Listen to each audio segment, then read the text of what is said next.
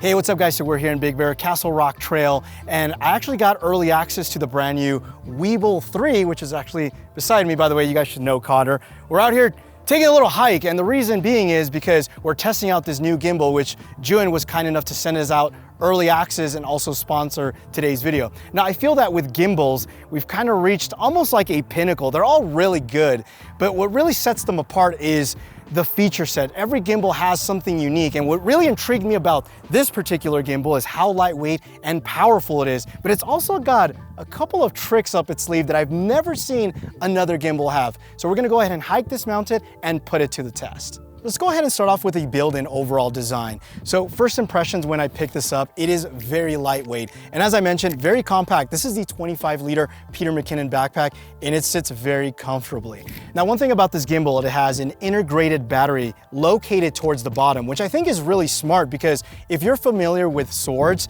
they purposely add additional weight towards the bottom to keep it balanced. And that's the same case with here. You have the battery weight on the bottom and you have the camera weight on top, making it much more comfortable to hold. Now, one of the frustrating things about gimbals is having to balance them.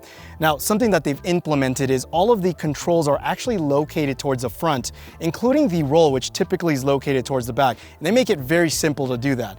Something else that I really like is also that they have a dual quick release system. So they have a standard 501 plate, but they also have a little mini quick release system that allows me to detach the camera from the gimbal. So if I want to do any run and gun shots without the gimbal, I can do that. But then when I'm ready to use my gimbal, I can just quickly reattach it to the gimbal, lock it into place, and without having to rebalance, I can turn this on and I'm ready to go. So some of the accessories that you can attach to this gimbal, you have your traditional tripod setup, which, we've seen that with a lot of gimbals. You also have this extendable handle that can also rotate depending on your desired position, which is very useful. But one thing I have not seen with other gimbals is this wrist rest. And this is really great when you're doing those low angle shots because all of the support is on your wrist. So really when you're doing those low angle shots, you don't have your hands are not shaking because all of that support, as I mentioned, is on your wrist, so it makes it so much more comfortable to use. Now, something that's really frustrating with most gimbals out there is their menu system. And I gotta say that Zhiyun has really simplified it in a way that just makes sense. And honestly, all you really need to do is worry about two buttons. You have the button over here on the left with a letter M, which stands for mode. And this one basically allows you to switch from different modes. You can single press, double press, depending on what mode you want to get into. And then the other one is located towards the right-hand side, which is the menu system. And here you're able to calibrate the motors, adjust the strength. Also, depending on the type of camera that you're using, you can connect it and be able to adjust the ISO, aperture. You can even adjust the focus, zoom in and out. I mean, it's really fantastic. Like on my FX3, most of those functionalities work. And I gotta say, it makes using the gimbal with the camera much easier. Now there's two standout features with this gimbal, but we'll talk about the other one a little bit later. The first being that it has a built-in noise canceling microphone. Now obviously the benefit of that is that you don't have to mount a microphone onto your camera, and it also doesn't get in the way when you're doing these low angle shots. Now of course, it also lessens the weight of the overall gimbal, which is great.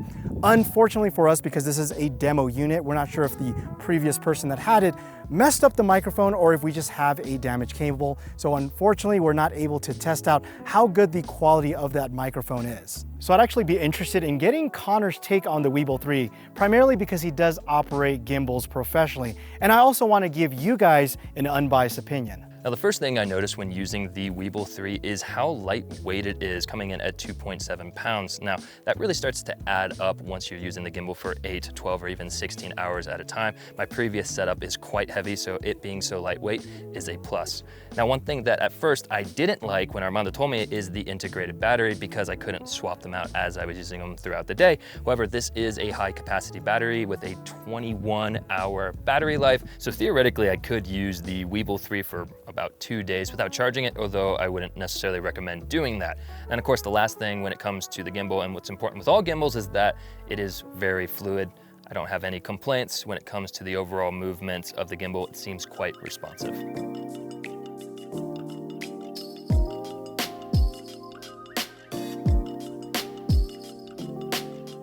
Now, as Armando mentioned about the Weebill 3 is that it has two standout features. The first one was the built-in microphone. The second one is that it has a built-in light, as you can see right here. Now, it is a little bit small and I was concerned about how bright it is, but if I hold down the side dial here, you can see that it's actually quite bright. In fact, it's almost too bright. I'm gonna go down to say 30%, and as you can see, it looks quite nice, even though the sun is gone, which is fantastic. But additionally, something else that surprised me is that I actually have bi-color controls. So if I go ahead and rotate it down, I can go down to 2600 Kelvin, and then of course, I can go all the way back up to 5400 Kelvin. So it's actually quite versatile. Now the site also features built-in magnets, and they include these gel type attachments, different colors. So you have orange, red, blue, and yellow. And all you do is just place it over the existing light and it quickly attaches, which is pretty neat. So after reviewing the footage, one thing that I noticed is just how smooth and stable the image looks, considering that we were in a very rocky and uneven terrain.